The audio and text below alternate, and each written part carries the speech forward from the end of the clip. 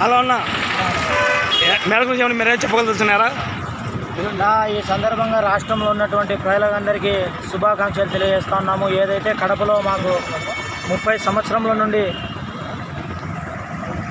కంచుకోట అని చెప్పుకునేటువంటి వైఎస్ కుటుంబాన్ని ఈరోజు ఎదుర్కొని కడపలో మాధవిరెడ్డి గారు జెండా ఎగురవేశారు. అదేవిధంగా రాష్ట్రంలో తెలుగుదేశం పార్టీ ఎన్డీఏ కూటమి అధికారంలోకి రావడం, వీటన్నిటి దృష్ట్యా ఆ యొక్క వెంకటేశ్వర స్వామికి తిరుమల ముక్కోవడం జరిగింది. పాదయాత్రగా ఆయన తొలి గడప అయినటువంటి కడప దేవుని గడప నుండి వస్తా అని చెప్పి నేను నాతో పాటు జిల్లా ఉపాధ్యక్షుడు లోకేష్ ఫరీదు ముక్కోవడం జరిగింది.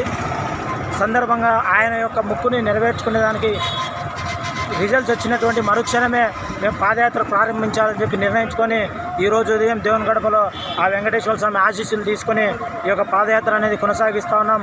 దారి పొడిగిన మాకు తెలుగుదేశం పార్టీ నాయకులు, అదేవిధంగా బీజేపీ, ముఖ్యంగా బీజేపీ జిల్లా అధ్యక్షుడు, టీఎన్ఎస్ఎఫ్ రాష్ట్ర ప్రధాన కార్యదర్శి మాసాపేట శివన్న, మన బీజేపీ జిల్లా అధ్యక్షుడు అన్న బొమ్మన సుబ్బరాయుడు అన్న, వీళ్ళందరూ కూడా ఈ యొక్క సహకారంతో ఈ యొక్క యాత్ర అనేది కూడా విజయవంతంగా కొనసాగుతోంది. ఖచ్చితంగా దేవుని ఆశీస్సులు మాకు ఉంటాయని చెప్పి మేము నమ్ముతూ ఈ యొక్క యాత్రను దిగ్విజయం చేసేటందుకు సహకరిస్తున్నటువంటి ప్రతి ఒక్కరికి కృతజ్ఞతలు తెలుపుకుంటా ఉన్నాం. తిరుమలకు ఒక స్టెప్స్ ఇస్తారనా? మొత్తం